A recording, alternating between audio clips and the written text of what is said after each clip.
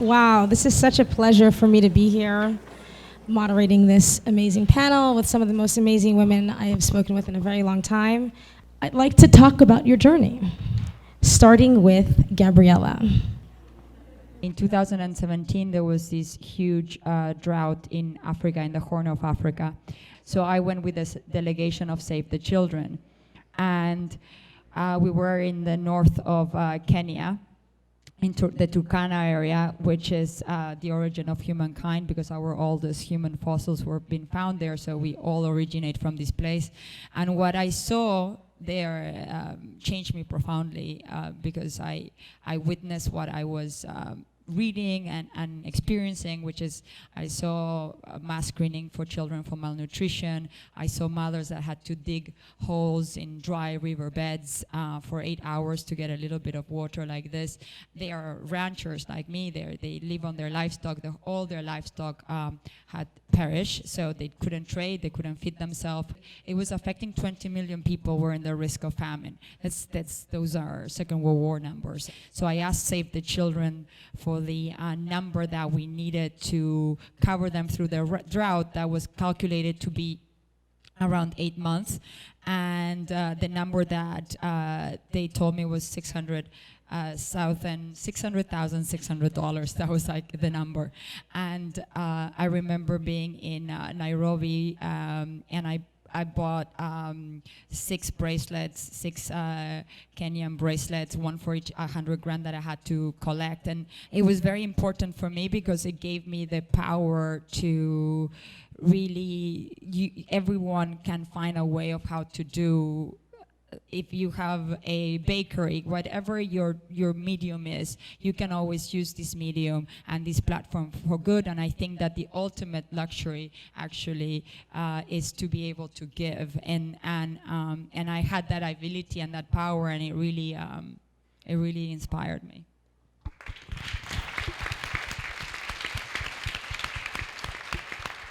I think the understanding that we're able to connect the narrow pathway, especially for the young generation, and maybe we should have garbage day as kids go to museums and see the great things of civilizations, and to the zoo, they should also go to see the landfills and understand where waste come from, because I think it's just a brain connection that we're missing here.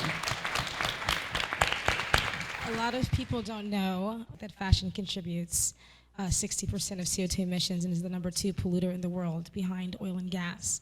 To that extent, I agree with you that we're interconnected, and Eileen Fisher did not begin knowing that she was going to be the leader in sustainability, but somehow I guess you in your heart knew, or I don't know, maybe you'll tell us your story about how you knew, but what was your turning point? What inspired you?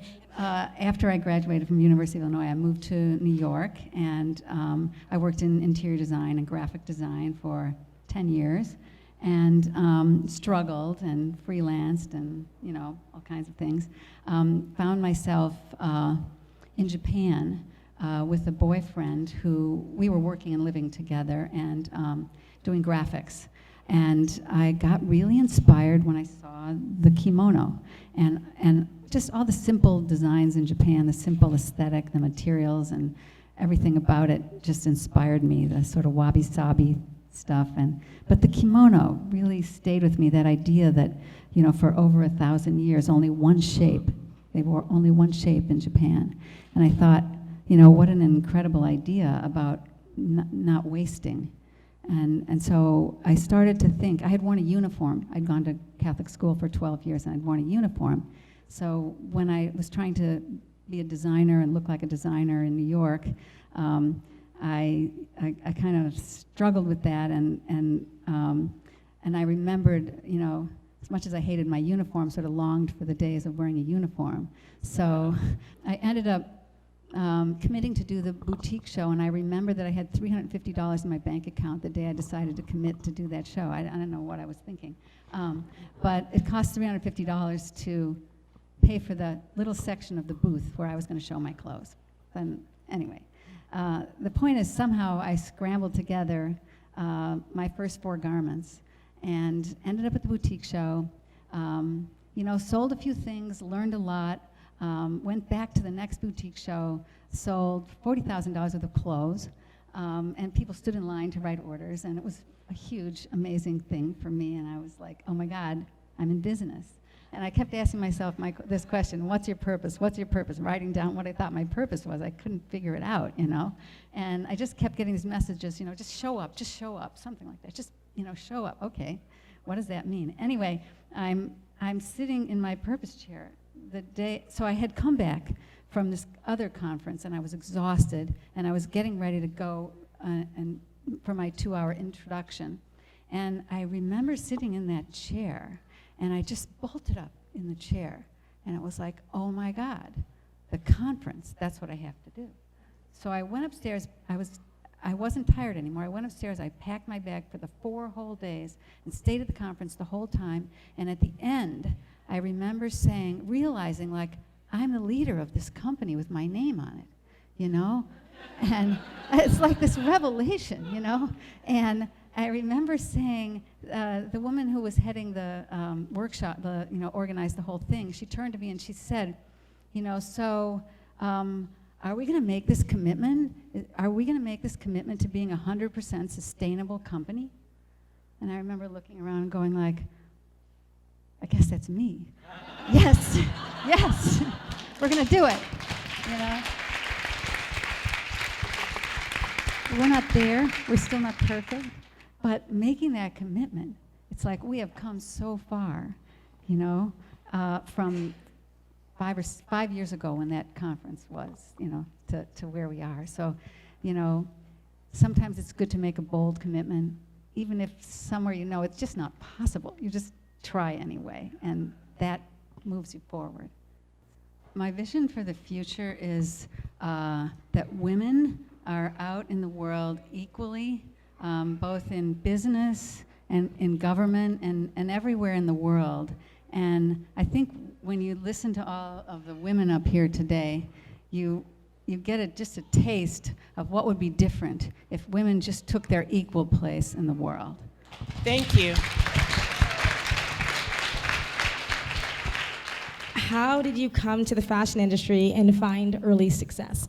Just tell us about your journey. I'm from Detroit originally, born and raised, and I really had a great education in Detroit and had a lot of arts education on the side at local colleges, at the YWCA, you name it.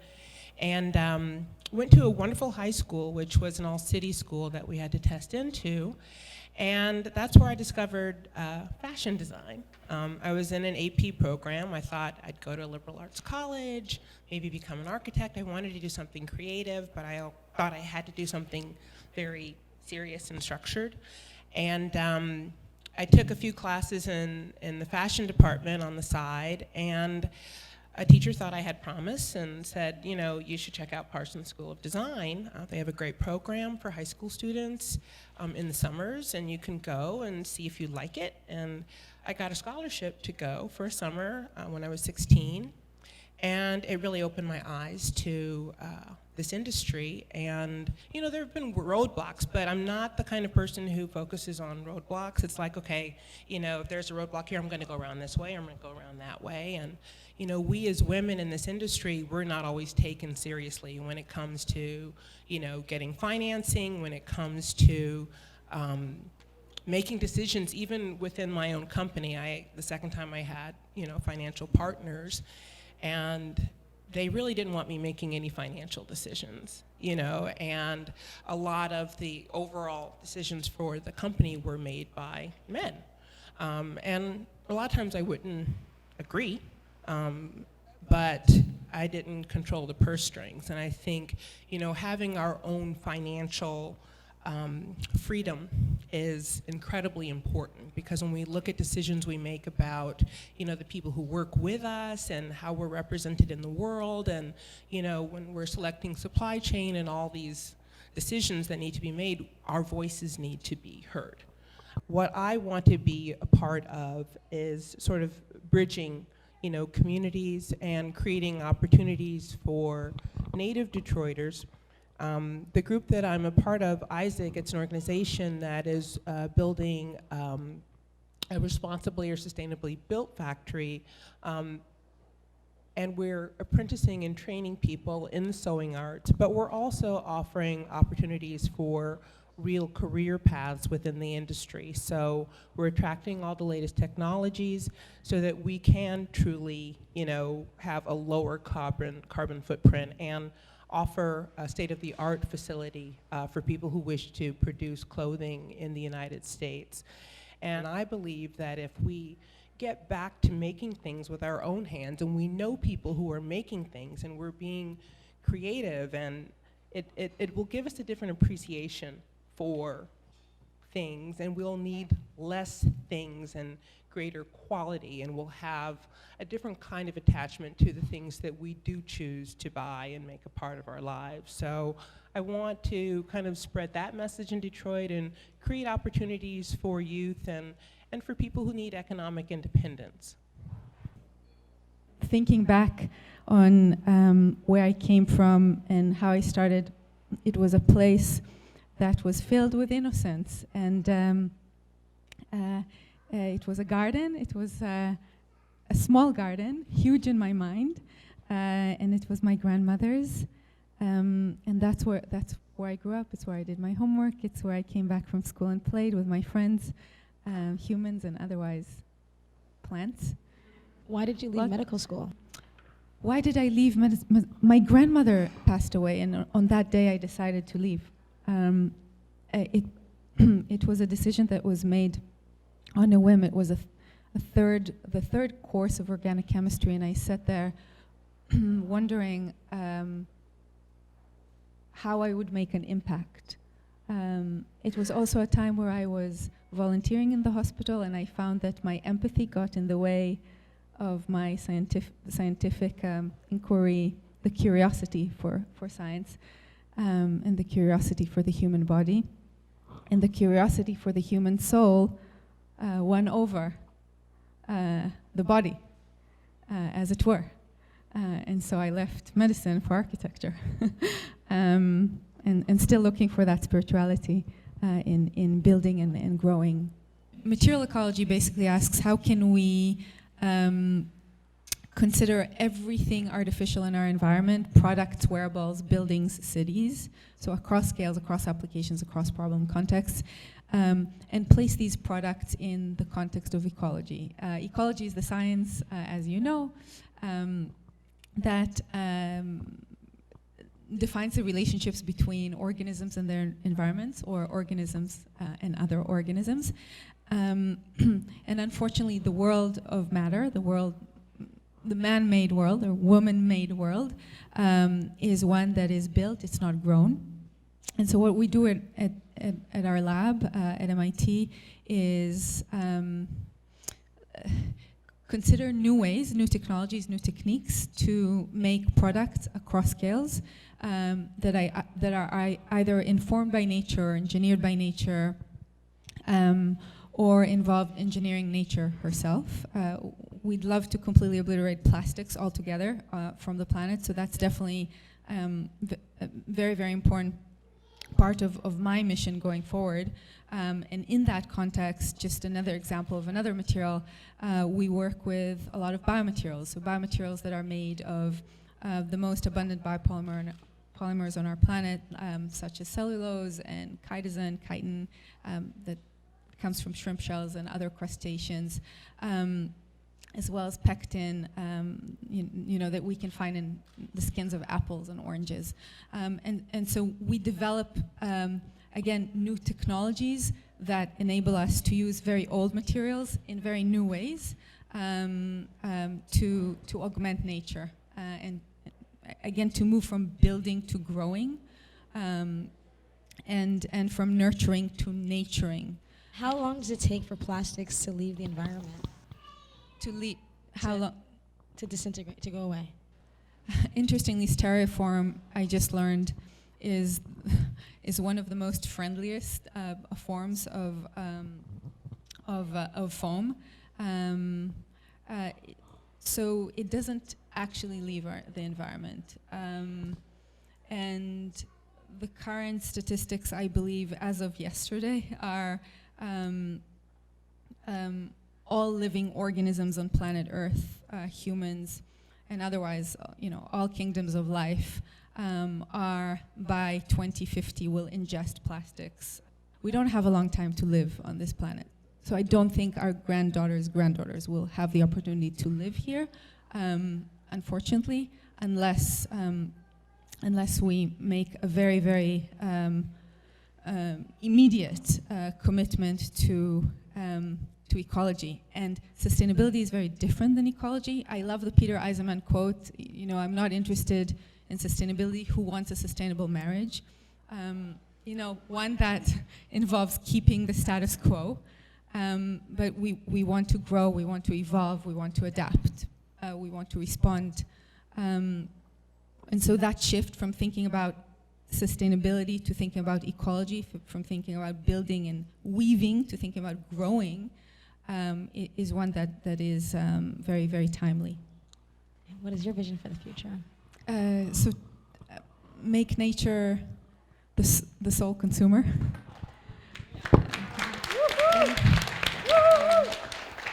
And I think my second answer echoes yours, to lead with love. Beautiful. If you could say something to either your younger self or your future self, or both, what would it be? I'll start with you. If you get stuck, change scale. That's a very architectural one, but it totally works. And then the other one, draw your dreams, and channel your subconscious. And the third, always to lead with love and to,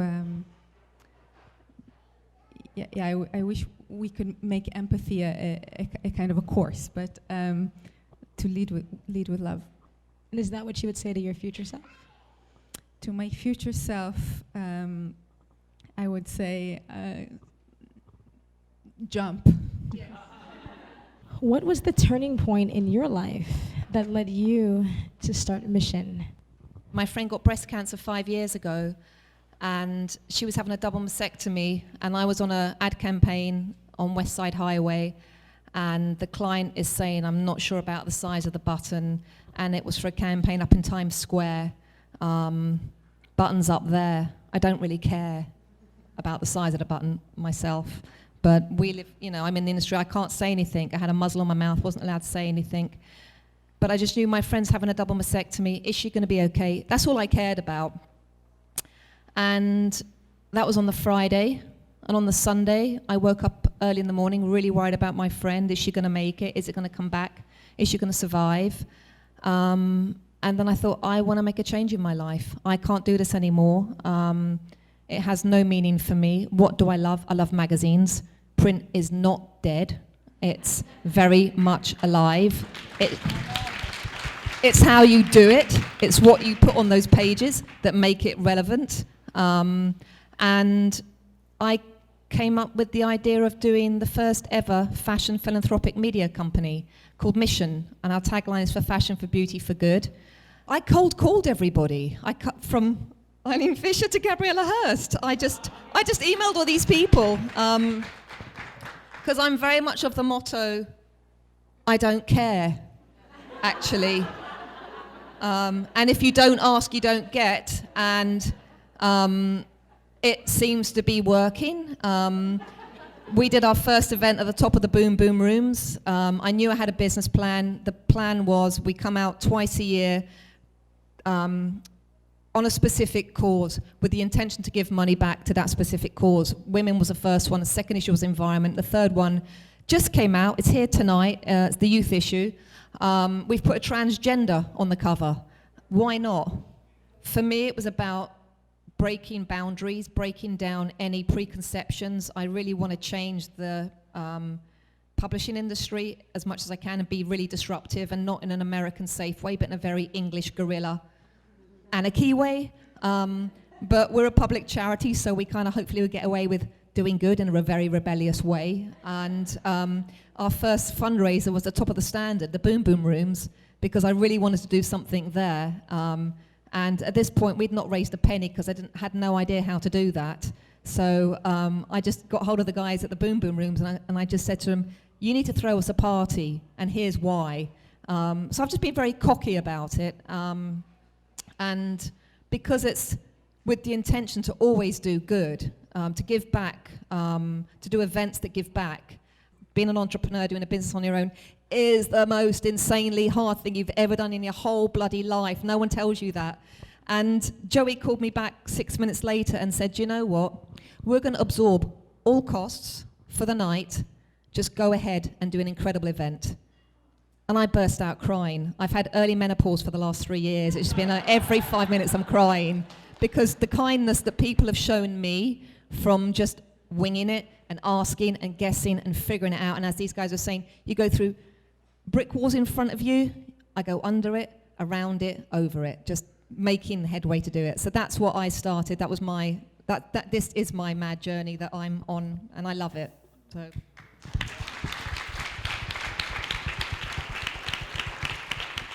I have 2 lightning round questions, really, really short answers. What is your vision for the future? And what do you think we can do to create space for others? Making loads and loads of money and giving it to charities that are connected to mission. Appreciating what we have, first of all, not needing to have so much, and getting back to creating things ourselves and passing that on to the next generation. I think that we should follow our gut instinct and listen and help each other, because when we can help each other, because I think that that's our strengths as women. I would say be kinder to yourself. And to my older self, I would go with love more, live with more joy. Tracy. To my younger self, I would say use your voice. I didn't always use my voice, and I didn't always speak up when I should have. And I think we always think, oh, nobody cares what I have to say, or we're timid for some reason, or we don't think we have the power. And I think we have to take the power. No one's going to give it to us. To my future self, my dad always told me to take time to smell the roses. And my dad was a hard-working man, but he recognized in me that, maybe I was skipping some of the simple joys in life. So he wrote it to me, and he's not a letter writer. He was not. And, I think he sent me a check, and he said, take time to smell the roses.